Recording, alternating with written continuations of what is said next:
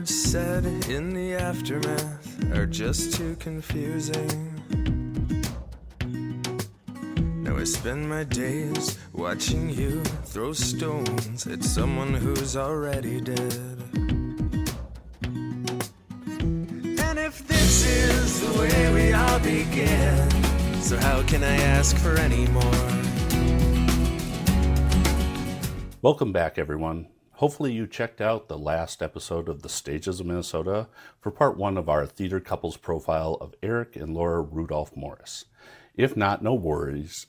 We have a nice recap of all the important bits before we dive into the fun and games of part two. And yes, there is fun and games as we ask Eric and Laura to answer our theater couples quiz questions, where they reveal the deep, dark truths on topics like who's more likely to show up late for a call time, and who does more of the cooking. We also have an exclusive tour of the Hive Collaborative itself. You'll see areas no one has ever seen unless they've worked there, or asked to see it, or wandered around a little, letting curiosity overcome their sense of propriety. But before we return to the Hive, there are a few bits and baubles to share with you. First up, if you were able to get to the Park Square on the 23rd for the reading of The Ostentatious Outlaws of Knee-High Valley, you know what a hilarious, naughty, and beautiful show that Keith Hovis has created. It is comedic and musical gold. Think The Book of Mormon, only better. If you didn't get out to see it, there's good news. They announced that it will be part of the Park Square Theater 2026-2027 season. I cannot wait to share that show with everyone next season. I guarantee you'll laugh, you'll cry, and you'll never look at a pair of capris or the bush the same way again. Speaking of next season, I was lucky enough to be invited to the Theater in the Round Season 75 announcement party that was held to celebrate their volunteers and supporters. I want to extend my thanks as well to everyone that volunteers their time and talents to Theater in the Round. From the people who help us find our seats, sell us those delicious mocktails and cookies, to the members of the board of directors and all the artists. Theater in the Round is a community theater that could not do what they do without all of those wonderful folks who give their time to keep a community theater alive in Minneapolis for 75 years. Now, I've been sworn to secrecy, and under pain of an ear flicking, I cannot reveal the full season. Not even to the Plus One Club members. But I was given permission to tell you about two shows that will be running in November and December of 2026. I think it was sort of a peace offering. Faithful viewers will know that every year I take my mom to the annual Agatha Christie at Theater in the Round for her birthday present. Well, for the first time since 1823, Theater in the Round will not be producing an Agatha Christie play. You want to know what I get her for Christmas? The Mystery Cafe, which just closed its final season. So what I'd like to know is, what am I supposed to do about all of these presents? I know what you're thinking, and no, it's not about the money. Those weren't my Plus One tickets. I bought her tickets. I just don't know what to get the aged P, and I hate shopping. She likes Agatha Christie, and she likes mysteries, and she likes a nice meal, and everything was perfect.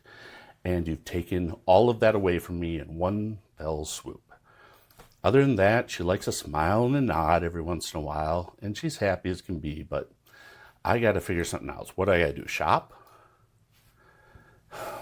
So, now, here is the rest of the story. So replacing the Agatha Christie murder mystery this year is not one, but two plays, which will run 5 weeks each, overlapping and running in rep for 3 of those weeks. During those overlap weekends, you'll be able to catch a matinee of one show and an evening performance of the other.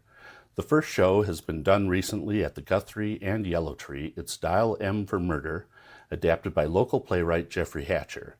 And it will be presented in 3D, just like Hitchcock film adaptation was shot, and like all theater is. The second play will be a world premiere. Somebody told me that, and I hope it's true. Of course, in today's world, all you have to do is say something's true, and half the country will believe it's true. So, let's just commit to it and say it's totally a galaxy premiere. Yeah, that's it. It's a it's a universe premiere of Acting Can Be Murder, a Como Lake Player's Mystery by local author and playwright John Gaspard. The plot of which is a murder mystery set in a theater that is mounting a production of, wait for it, Dial M for Murder. And just like that, I'm stoked to see Dial M for Murder again. Acting Can Be Murder will be presented in 3D as well. I've already made my plans to see them both the first weekend they play back to back. It's going to be a little early, but maybe if I throw in a dinner in between, I can make that the Aged P's Christmas and birthday. Something to think about. I'll be sure to post the full season announcement when I'm given the green light, which will be March or April sometime. They also announced a special fundraiser event to take place on March 13th, 2027. So when you get that calendar, mark it. A 24-hour play festival. I've heard of these and I think they're supposed to be a lot of fun. For those interested in forming a team, start thinking about your team now, and when we learn more, we'll share it with you. I'm excited about the full season, and we're already talking about an episode on the historic 75th season next summer. Finally, before we buzz on back to the Hive, I want to say congratulations to Laura Loeffler, who was just named the new Artistic Director of History Theater. Laura has been acting as interim artistic director since last summer. I can't think of a better person to lead the History Theater than Loeffler, so congratulations, Laura. I know you're going to do great things, and I can't wait to see them. Now, faithful viewers, you have been so patient. Without further ado, here is part 2 of our theater couples profile of Eric, Laura, and the Hive.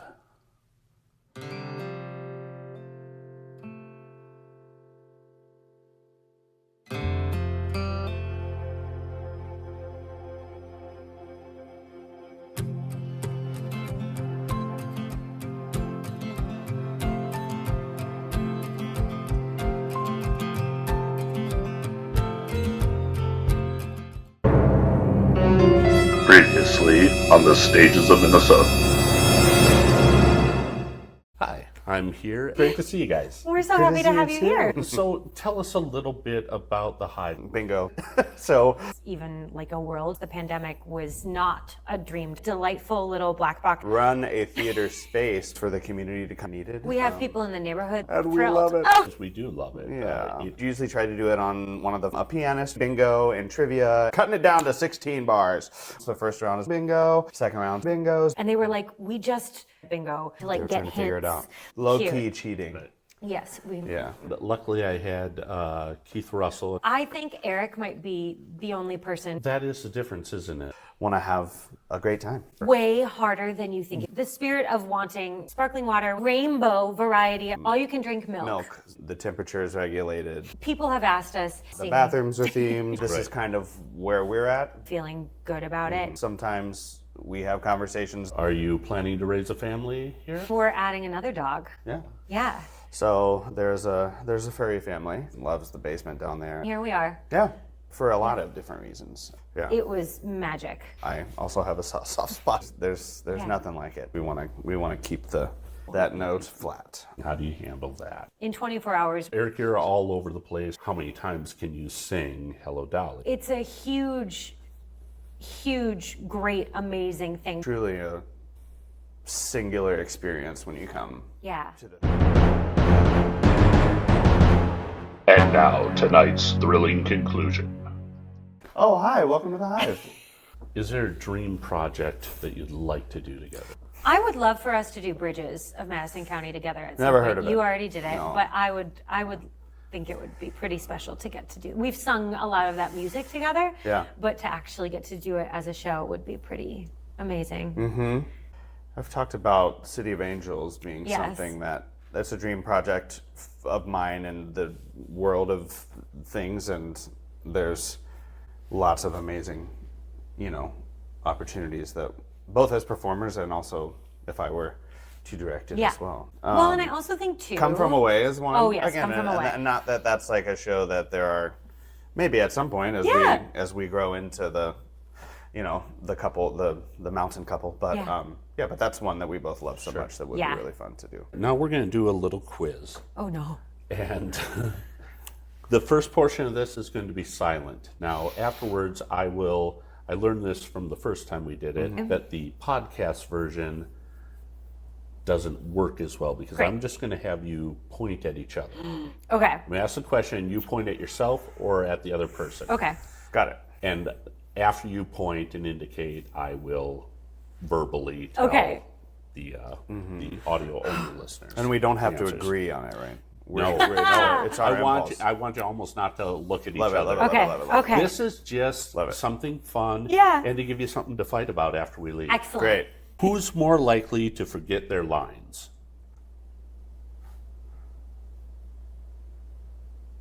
They both indicate Eric. I don't know though. Yeah, it's you. I have found that more recently, my lines tend to. We get the idea across, but But you may be paraphrased a little bit. sometimes. Okay. Great. Hire me, please. Who's more likely to show up late for a call time? Eric, again, on both. Please hire me. In an emergency, who should take charge? They both indicate Laura. Uh-huh. Who's excellent the at better cook? Laura, again, for both. Who does more laundry? Laura, again, for both. Laura, what are you getting out of this relationship? So much. Okay, good. Yes. Hilarity. Who said I love you first? I think it was you. Eric. We shouldn't be looking. Who so proposed? Eric did. Who's a better singer? Don't look at each other. Nice. That is the only one that has a correct answer, and you both got it right. It is always the other person. Who has more talent? Good answer. Both of them indicate each other. Once again, you guys are doing great. Okay, now these can be verbal. Okay. Laura, what is your husband's favorite color? Orange. Eric, what is your wife's favorite color? Seafoam green with pink involved. Not mixed together, Yeah, but but, yeah. separately. Good call. Name the physical attribute that you find most attractive about your husband and wife. Physical attribute. I love your hair. I mean, I love everything about you, but your hair's really fun. I was gonna say your silhouette. Ooh, thanks. Okay. What's your husband's best quality? Oh my gosh. His passion, literally for everything.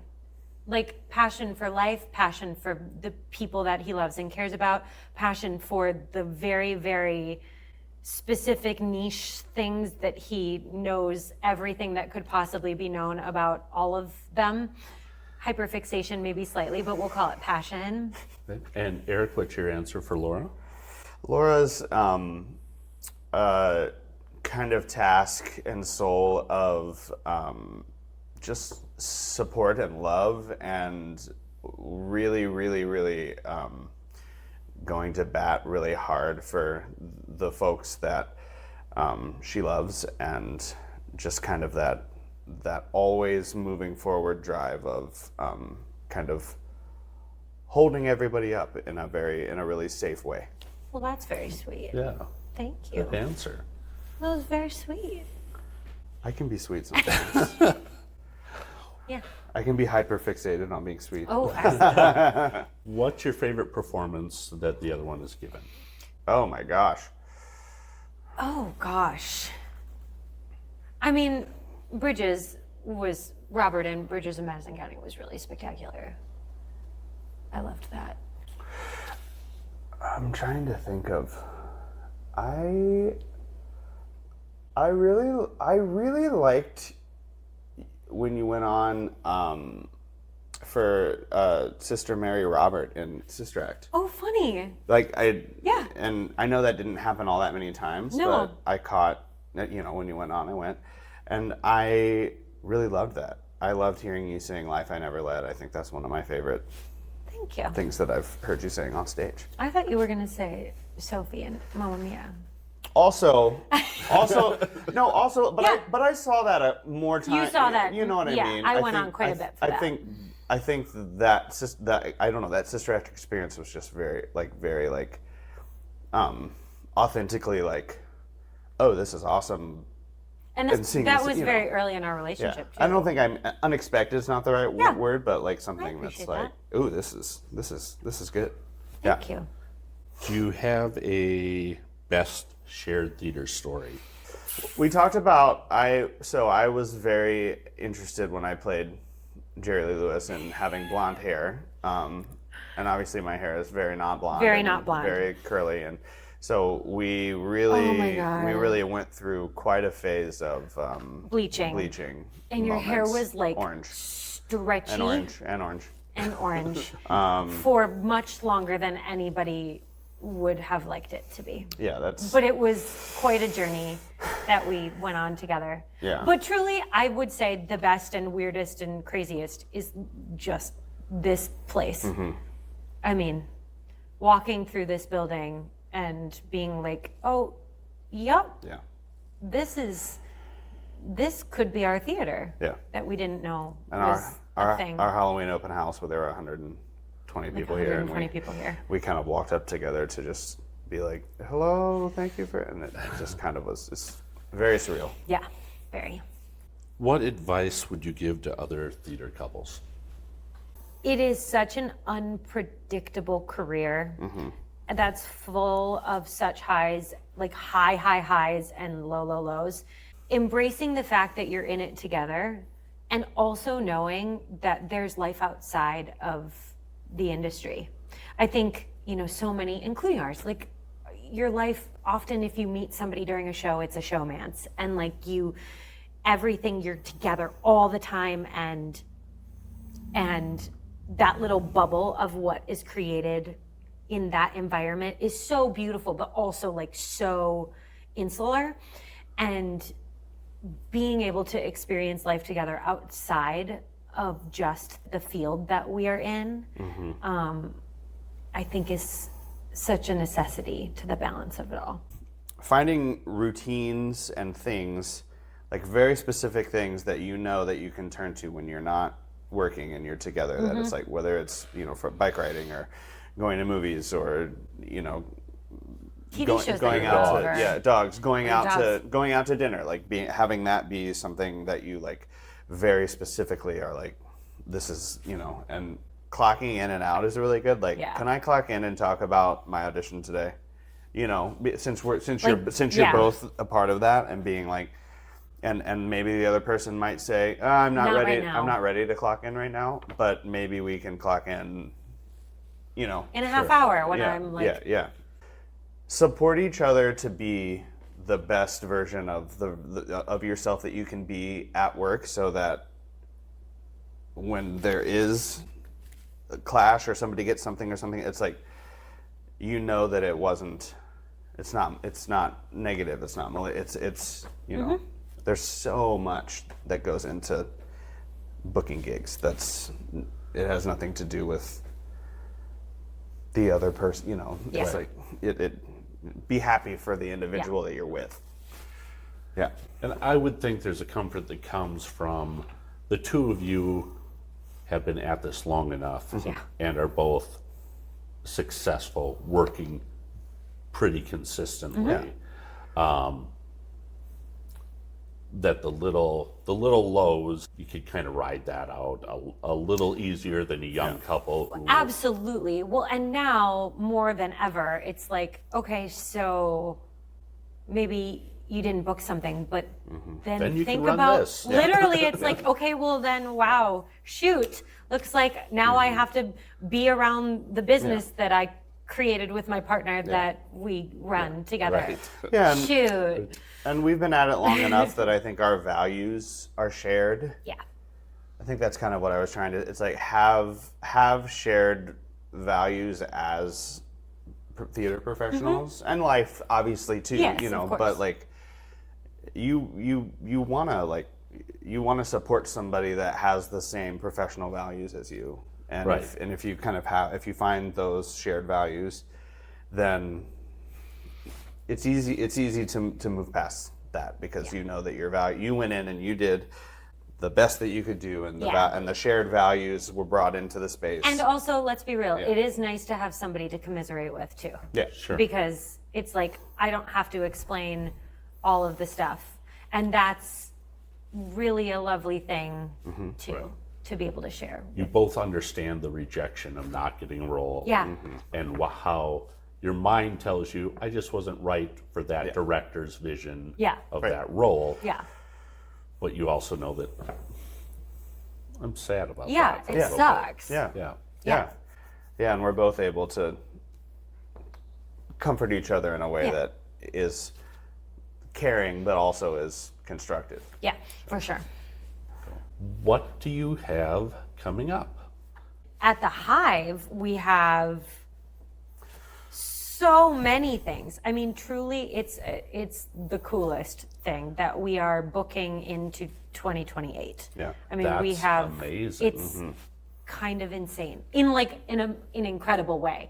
I had a friend lately. I was like, we were so busy, and they were like, good busy or like overwhelming busy, and I said, both, but like not overwhelming in a bad way, because I think we've certainly figured out and had to by default because we were both doing multiple projects.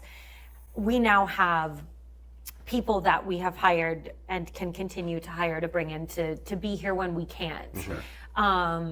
I think we're taking our first little chunk of time away, literally both of us going to Ohio to see Eric's family for a little bit, and we will have stuff continue to happen while we are not physically on the premises. We have improv that is happening every month between Minprov, the organization run by Michael Bruckmuller, which is a neurodivergent-based improv company that performs here every month.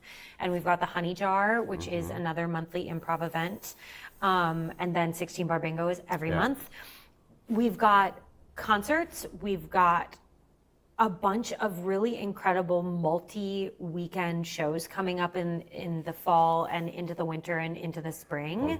Then I will be in this year's run of White Christmas. And that runs through February? It or end of does. Yep, it February? runs in through the first week of February, I believe, this year. The next show is Guys and Dolls. Are you cast in that? I will not be in that show. Okay. Nope. Then I guess I'm directing Once Upon a Mattress out at Lakeshore. And you're going Okay. to be teaching at Augsburg. Oh yeah, I'm teaching a directing course at Augsburg. For the Hive, we will post a link to the Hive's website so you can see whenever this comes out, because this isn't linked to a show. Yeah. Great. So I have this to throw out whenever I Whenever need. you need. Laura and Eric, thank you so much for having us here Thank you. and talking with me. Yeah, thanks for being I here. had a great time. Yeah.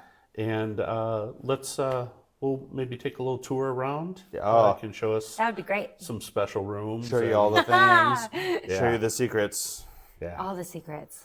where the pies are made. All right. I want to thank Eric and Laura for talking to me today. We're going to take a little tour around.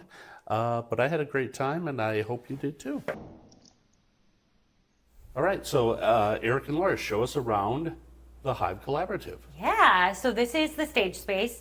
We have it set up to seat anywhere between 60 to 75 people.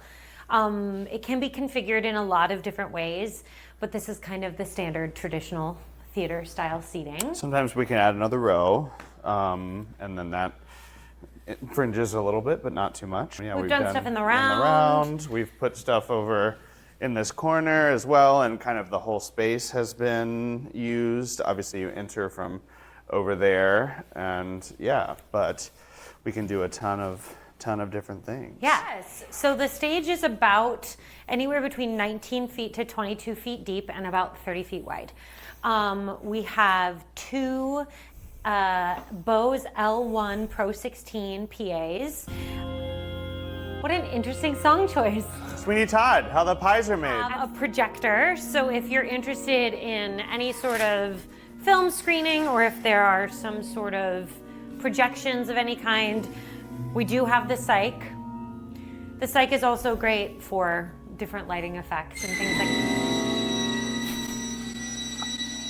That's what I was waiting for, the whistle. To That show is how the tech booth. Thank to you show so much. how amazing Eric is in the booth. To show how amazing our sound is for your next production of Sweeney Todd here at the Here Hive. at the Hive. Yeah. The booth is obviously very close, and everything is run right from there. We have a Mackie 12-channel mixer. The PAs are great. We've got corded mics. We've got SM58s, so traditional Shure mics. But music is awesome in here. We've had drums in here. We've had full, cabarets, acoustics are great. bands, all of that stuff. So, yeah, we have a computer with QLab, and then our lighting system is an ETC Nomad. So, really easy to use. We've got tons of LED lights, so we can change the color of the space. Yes. So that's something that got a was lot one of- of the first things that we kind of took on as an upgrade was both the PA systems, so really increasing the capability of what we can do sound-wise in here, and then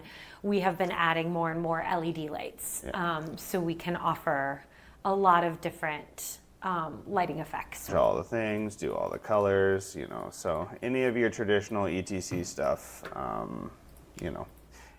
we have the capability. We have lots of in-house options for seating, both like our traditional chairs. We also have benches. We have some other benches downstairs. These shelves are new. They were from Eric directed once up at Theatrical Hamadou, and we were able to acquire these beautiful hand-painted shelves that are now currently being utilized for all of our complimentary concessions, and also have lots of fun, eclectic, theater-based decor, which is all from our personal collections. Yeah. Should we go downstairs? So the one thing about this space to know is that this is what it is. So there's no way to get to the green room or to the dressing rooms. You basically have an entrance here, an entrance, you can go through the lobby, but the actors hang out downstairs. So the one thing we just actually figured out after 2 years is that this light switch actually gives calls. So if you flip it goes, if you see down there. So You can let people know that you're ready to go. So your stage manager can, it's like a 5-minute call, which is kind of cool. They don't have to run back up and downstairs, but most of the times they run back up and downstairs. But here we go, downstairs. So we use this obviously as kind of dressing room, green room space, but it also, we have, as you'll see,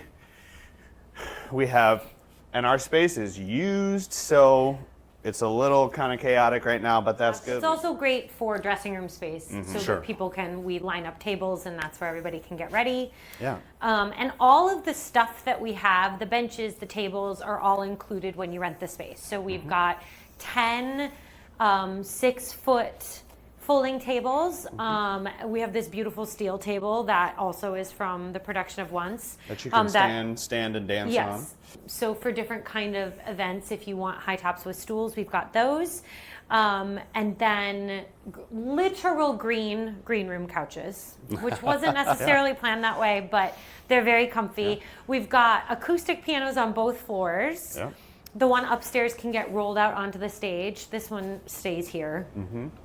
Because it got moved down here and it'll probably never leave. Right. And then we have a little stage too that was built for us It gets up specifically. to about a foot off the ground. Yeah, so if you want your drums raised, or even if you want like little pieces around the set for some We elevation. have platforms. We have those you can use As well too. as cubes and some other small tables. When you rent the space, you get the whole building. So it's not like you only get upstairs or downstairs, since there is only access on the main floor, and they're not technically soundproof.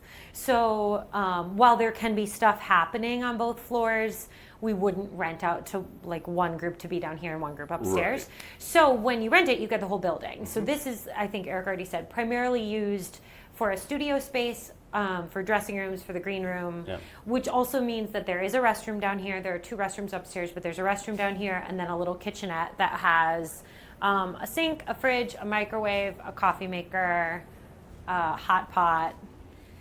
That is the illustrious tunnel. It's literally just the utility room, but that It's a tunnel. I'm sorry, you're right. It's the tunnel, and that's what connects to our house. It's here's the.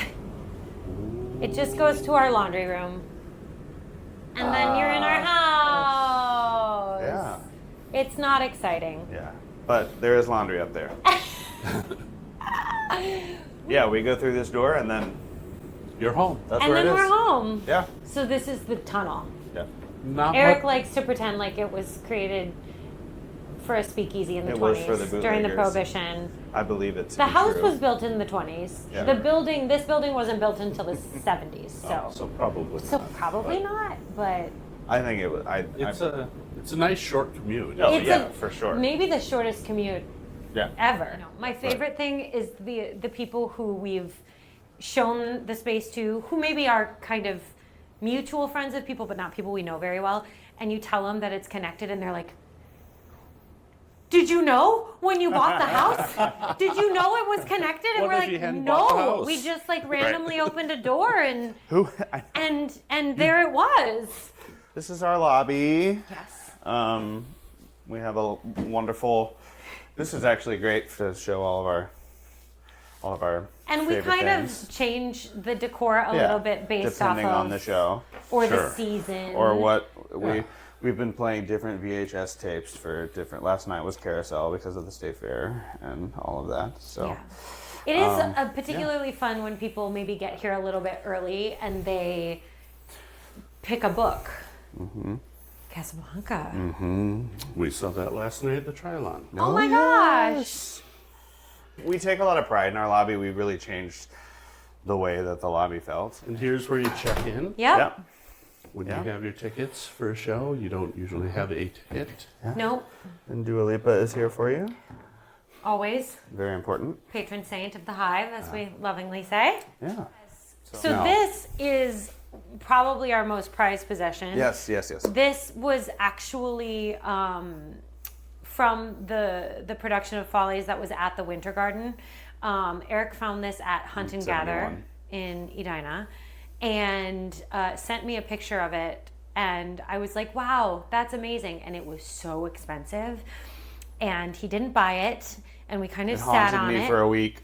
It did, and he went back and he chatted with them and kind of told them, like, do you know what this is that you have? And they kind of didn't know. Yeah. And he told them this whole story, and they were like, well, what would you pay for it? And then I got a picture of it in our hallway, in our Yeah. tiny one-bedroom apartment in South Surprise. Minneapolis. And I was like, okay, here she is, ours forever.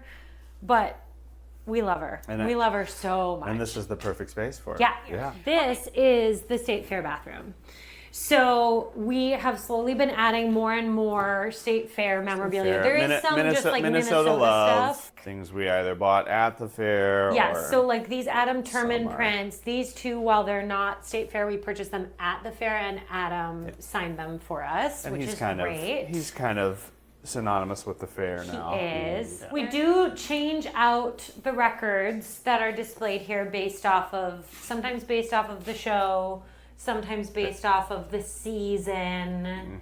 We're probably going to frame the Wicked one so that it's here always. Let's have Eric show us. Oh, the- yes. As it is Well, his... This is called the Bat Room. Dubbed by back- you. Yes. Dubbed by you. It's what I Yes. call it anyway. Yes. So, here we go. Come on in. So, we've got all sorts of. We have our, of course, Batman Returns McDonald's bag. These are actually ornaments from my childhood. So, I have had some of these for. The very first one that I got was that Superman one right there. I probably had that for over 30 years. We had that. Little fun animated series moments if somebody wants to read this Batman the Animated Series book while they use the space. It's a Broadway musical written by very famous Charles Strauss and directed by Hal Prince. But it was a Superman musical from the 60s that didn't do super well, but it's one of my faves. So yeah, these are from the fair too. This is one of my faves. I got this from my hometown, actually. An artist in Cincinnati made that. Going up the wall. Yeah. And the original 60s Batmobile. Top of the toilet there from my uncle. That was his. So Oh, really? Yeah. So it's not something I acquired. It's from the moment, from the time. I had that. Yeah.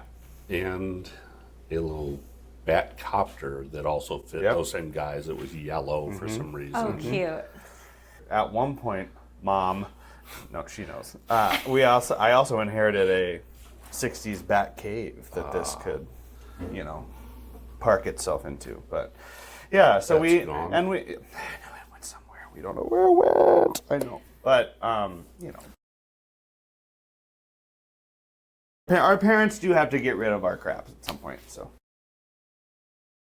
Oh, And yeah. the Neon Bee, that's pretty cool. And then... So that wasn't made for you? No, it was Wow. something we found, yeah. I mean, great. I ordered it from Etsy. Yeah. Someone Sure. on Etsy, but it was an existing design. And the Right. newest edition, and we can go out and look at it, or we can just tell you about it, is our mural. So the outside of the building, when we bought it, was this very vibrant green color on the two sides, and we painted those and had every intention of hopefully having a mural painted at some point. And our wonderful colleague, Julie Lazenchek, I hope I put the emphasis on her name correctly, but she had created a rendering of a possible mural, and we collaborated with her, and she completed it a couple months ago now. Yeah. And Let's go see it. We should go look yeah, at it. You it's want to go look at absolutely it? wonderful. Yeah. So this is the amazing Oh, nice. mural that Julie painted. And we wanted Julie to really get her vision, complete, but also all three of us were really passionate about leaving space for, if there are other artists that want to add on. Or if there was if something Julie wants to add on, that we or were really if- inspired by that we wanted Julie to do, Yeah. but Yeah. Long before this crimson glow, love had done a number on us both. Circling each other for some time, the pride of the flesh kept us fine. But backstage at the funky, funky show, you took the spotlight of your own. When you whispered, this is bound to happen, you will see. Yeah, your soul is crying out for me.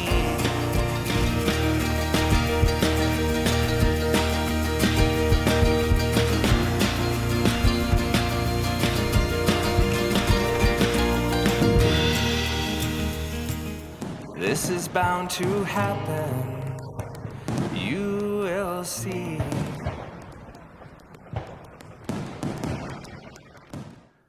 I hope you enjoyed that as much as we did.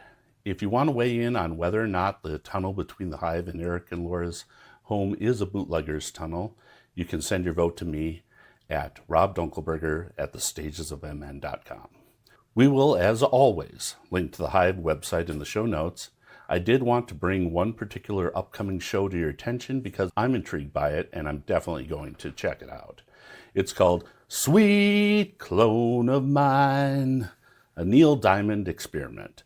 And their site says Neil Diamond has taken up residence at the bitter end, or so he thinks. An aging Neil Diamond comes face to face with his face and his fate. Featuring the music of Neil Diamond, this sci-fi thriller musical event shines the spotlight on the danger of AI in an artistic world. Based on an episode of the podcast Space Croutons, written by Jeff, Jerry, Della, and John Goodson, with additional materials and direction by Eric Morris, featuring musicians Kyle Baker and Janissa Iverson. The show stars Jeff Goodson and Abby Fern and runs from March 19th through the 22nd, so just one weekend, really. Now, I know I kept you a little long last episode, so I'll try to get you out of here at a more reasonable length this week. And to that end, we have just one review for you this week. Have a look.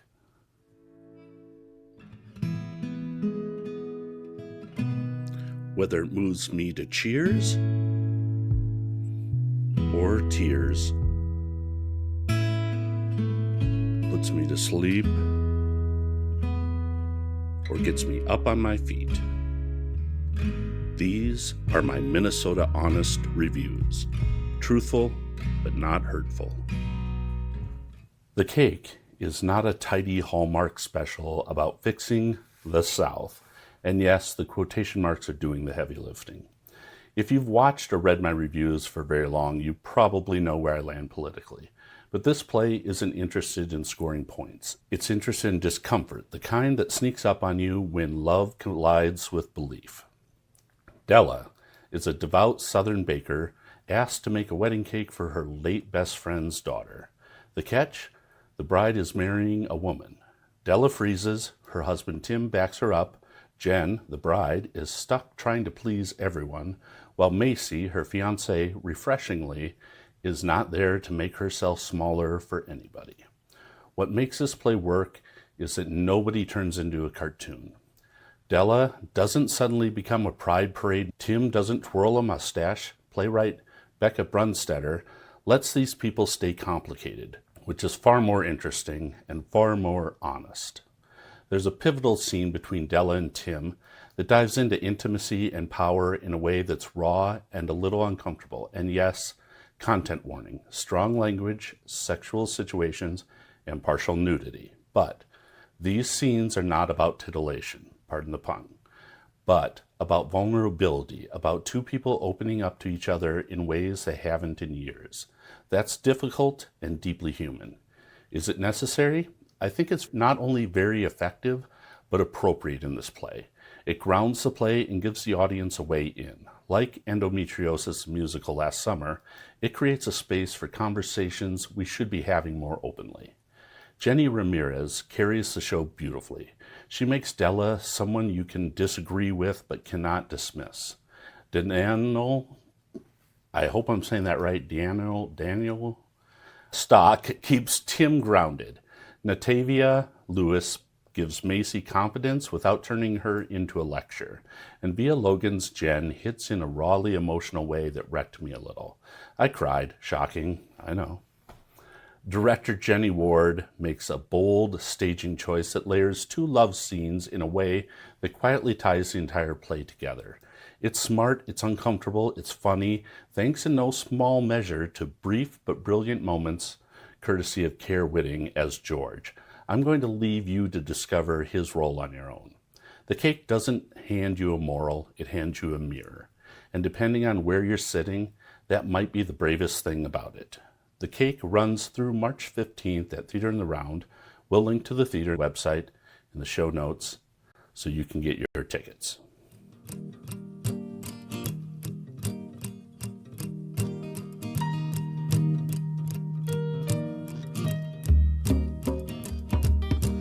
Do I really have to go?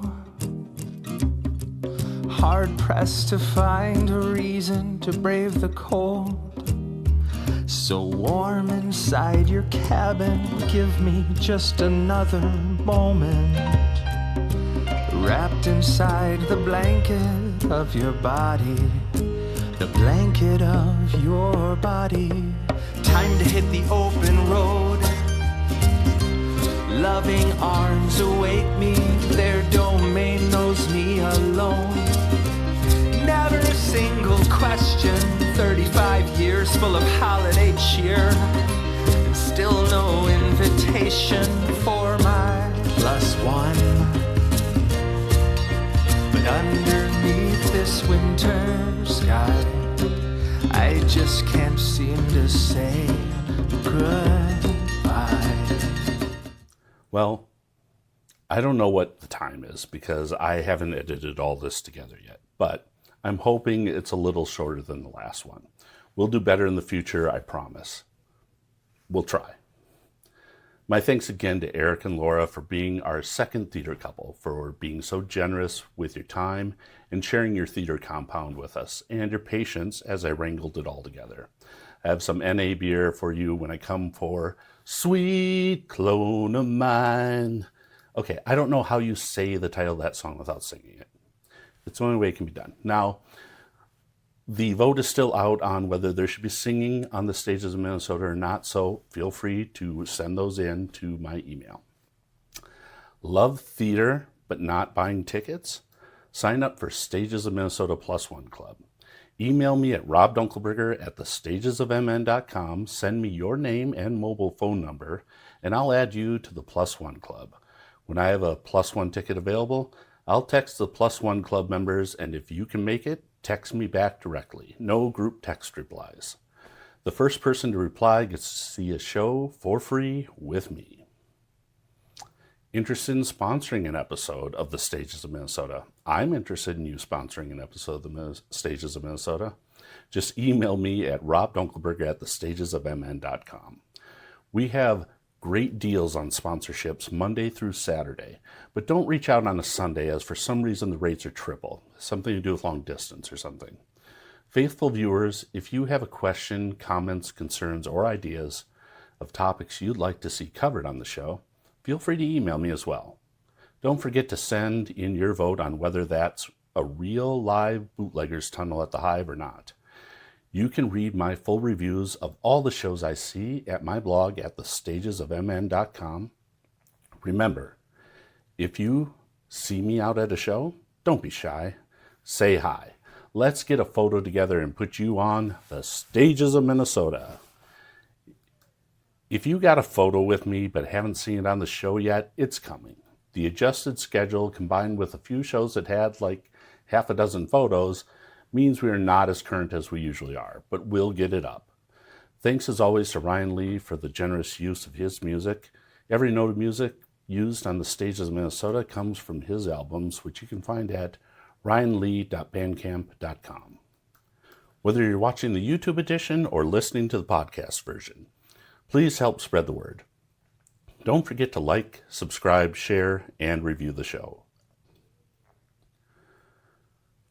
On the final night, when the themes have deepened, the marriages have been examined, and at least one character has confronted something uncomfortable, Carol Jackson appears, not from the aisles, not from the booth, but from within the very concept of live performance itself. She splits the air between the stage and audience like a well-timed blackout. The orchestra tuning falls silent. A single ghost light hums. She raises one perfectly arched eyebrow, the eyebrow of cultural responsibility, and proclaims with operatic calm, "Go see a show." The audience rises, the curtain falls. Somewhere, a cake is baked with slightly more empathy than before.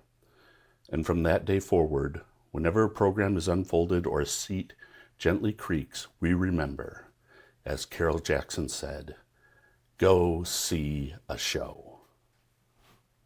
'Cause it's all over but the shouting.